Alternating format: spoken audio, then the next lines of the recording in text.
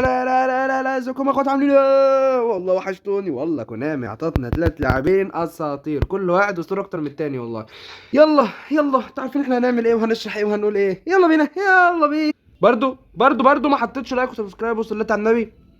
رد عليك اقول لك ايه بس، ويلا بينا نبدا معاكم. انتوا عارفين ان انا بلعب بانزاجي، فاكيد انا هقيم بانزاجي. هويسن بالشوت داون بيوصل 103. دي ارقامه حلوه، ارقامه كل حاجه، وارقامه كويسه جدا. انت عارف انا هقول لك هتجيب مين في الاخر يعني، فاصبر عليا. افضل تطويره ليه من وجهه نظري، انت هتقلله كده في الدفاع لحد ما دي تبقى 91، وهتزوده في السرعه لحد ما يبقى 88. سريع، فيزيكال موجود، ارقام الدفاعيه كلها في تسعينات، هيدنج والباشا 80 في الباص، ما معرفش جنري باص. هقول لك رايي في الاخر، الفيديو مش هيبقى طويل خالص. ده الباشا راشفورد جامد قوي، راشفورد قوي، راشفورد سريع، راشفورد عنده كيكنج باور اسطوري. على فكره الكيكنج باور ده تحس ان انت بلاعب بكيكنج باور مثلا 99 او 98، حرفيا الكيكنج باور بتاعه مرعب. الواد خفيف في الملعب، الواد سريع كل حاجه. بس لو عايز تلعب بيه حلو قوي قوي قوي، غالبا هتخش تديله تطويره السي اف. دي من وجهه نظري هو ده راشفورد ما يلعبش غير راس حرب. راشفورد انه يلعب جناح مش اقوى حاجه لان مش هيبقى فينش قوي، وهيبقى بيجري في الفاضي، وهو مش دريبلر اصلا.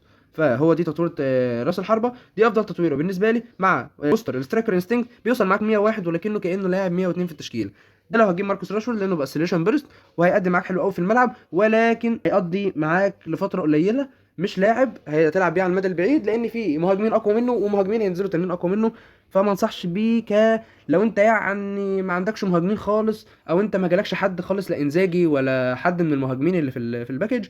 هات راشفورد وعلى الله، فاهم؟ بس لو انت معاك اوباميانج، اكيد هجي يعني مش هتجيب راشفورد، مش محتاجه في حاجه اصلا. انت اكيد معاك اوباميانج فولن، اكيد معاك امبابي، اكيد معاك هالاند، اكيد معاك الحاج ديوف، فكل دول اكيد افضل منه حتى لو الاسيليشن بريست قويه، فاهم قصدي؟ ومعانا اخر لاعب هو الاسطوره، اسطوري دي بروين. اي حد يقول لك دي بروين وحش، دي بروين بطيء، دي بروين كيكنج باور، دي بروين فينش، بص، حط صباعك في عينه وقول له دي بروين هو احسن واحد في الباكج. كلام ما فيهوش نقاش. الباقي شوف، انا بالنسبه لي افضل بوستر الاكيورسي طبعا. البوستر الاكيورسي بيزود لك في الفينش، وبيزود لك في اللو باس واللوفت باس والكيكنج باور، ان هو اهم 4 حاجات لاي ام اف في اللعبه كلها. الباشا بيباصي، الباشا 84 85، مهما كان بطيء، مهما كان اللاعب نفسه اصلا بينزل بطيء في اللعب. يا جماعه انت مش محتاج اي ام اف طياره، مش لازم تلعب بصاروخ. ولو جينا بقى نتكلم عن افضل تطوير دي بروين تلعب بيها كلاعب خط وسط ملعب كاي ام اف، هو مش هيبقى اقوى حاجه في الاي ام اف، ولكن دي بالنسبه لي هي افضل تطوير دي بروين. باشا لوفت باص 199 لو باص، الفينش موجود، نقصنا شويه من الدريبل عادي، ولكن انت كده كده هتلعب بيه لاعب نص ملعب، وفي نص الملعب هيبقى خرافي. الكريتيف بلاي ميكر مش افضل حاجه في الاي ام اف. الاي ام اف انت بتحتاج لاعب فول بلاير اكتر، لانه بيقعد يجري لقدام ويجري لورا، ينزل ياخد الكوره ويدافع ويطلع يهاجم، ويبقى الوعي حلو ويبقى سريع. انما دي بروين مش افضل حاجه في الاي ام اف، ولكن التطويره دي بالنسبه لي انا كمحمد في خط الوسط ممتازه جدا. الباشا عنده كيكنج باور، الباشا عنده كيرل، الباشا عنده لو باص ولوفت باص. الباص هتوصل بلفه، هتوصل من فوق اللعيبه، هتوصل بكل الاشكال، حتى بالفينومينال هيديها بظهره، فاهم قصدي؟ تعال اقول لك بقى تجيب مين وما تجيبش مين. ورجعنا لك تاني يا باشا. انا من وجهة نظري انت لو اكونت لسه جديد ومعاك الحاج ضيوف ولسه بتقول بسم الله الرحمن الرحيم، انت لازم تجيب هويسن. ليه؟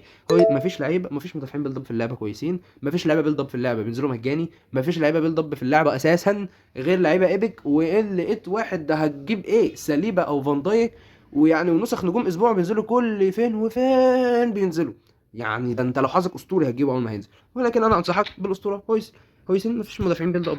لو انت ما جبتش برناندو سيلفا، وكده كده خط الهجوم وخط الدفاع مش فارقين معاك بنص جنيه، وانت جبتش برناندو سيلفا، يا باشا هات دي بروين. يعني دي بروين هو عامل برناندو سيلفا اصلا. يعني انت لو جايب روبرتسون وخلاص مثلا هتجيب زانيتي وتقفل الار بي والال بي، يا باشا دي بروين يا باشا، وتلعب بنص ملعب وتديله التطوره اللي انا مديها لك. الباشا هيديك افضل بساطه هتشوفها في حياتك، وانت مش محتاج منه سرعه كبيره قوي دي، ومش محتاج منه الفينش اساسا، ومش محتاج كميه الدريبل دي كلها، لان انت بتلعب بلاعب وسط ملعب، انت محتاج منه محطه. هاي الباشا هياخد الباصه من المدافع، هتنقل الباصه على طول ثرو. راشفورد ما انصحوش. راشفورد هو بالنسبه لي رقم 3 في الباكج، يعني رقم 1 هويسن، رقم 2 دي بروين، رقم 3 راشفورد، لان راشفورد مش هيبقى اقوى مهاجم، مش هيبقى اقوى جناح، لا هو خفيف، لا هو دريبلر، ولا هو فينيشر، ولا هو مهاجم كويس. وده رايي الى الاخر. برضه لسه ما عملتش لايك وسبسكرايب وصليت على النبي في الكومنتات. اخص عليك والله.